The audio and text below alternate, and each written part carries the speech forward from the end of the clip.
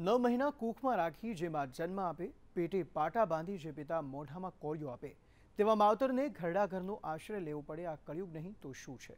પરંતુ પહાડ જેવા જીવનના ઉતાર ચઢાવ પાર કરીને જીવનના પાનખરે પહોંચેલા વૃદ્ધો એક એક પળને વસંતની જેમ માણી લેવાનું સારી રીતે જાણે છે. જોઈએ એક વિશેષ રિપોર્ટ.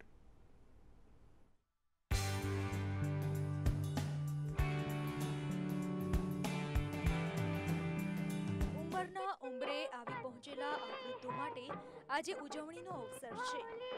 જે જન્મેલાઓ માટે જનેતાએ વાર તહેવારે વ્રતો રાખ્યા હતા, તેઓ જ તડછોડી દેતા આજે આ વૃદ્ધો જીવન સંધ્યા ટાણે એકલા છે.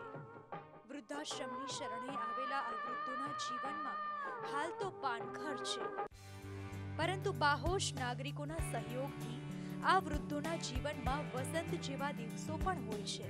हम भी अगर बच्चे होते, हम भी अगर बच्चे होते, नाम हमारा होता गबलू, बबलू खाने को मिलते लड्डू और दुनिया कहती हैप्पी बर्थडे टू यू.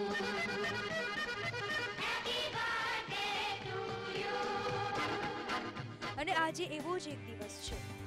જીવન સંધ્યા વૃદ્ધાશ્રમમાં વૃદ્ધોના જન્મદિવસની ઉજવણી કરવામાં આવી.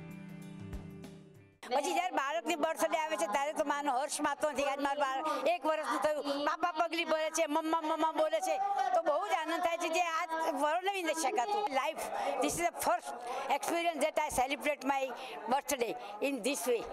બહુ જ ખુશ છે અમને કે આ રીતે અમે બર્થડે ઉજવી રહ્યા છીએ. દર્દને ગાયા વિના રજા કરું છું, જીવનમાં જે થાય તે જોયા કરું છું. બીજું એ છે કે इस बस्ती में हमारे आंसू को कौन लूटेगा, जिसको देखो उसका दामन भीगा लगता है.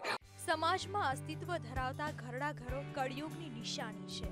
ત્યારે વૃદ્ધાશ્રમમાં વસતા વૃદ્ધોના જીવનમાં વસંત લાવતા નાગરિકો પુરવાર કરે છે કે કળિયુગમાં પણ શ્રવણ કુમારો હયાત છે અને રહેશે. રાજલ બારો, સંદેશ ન્યૂઝ.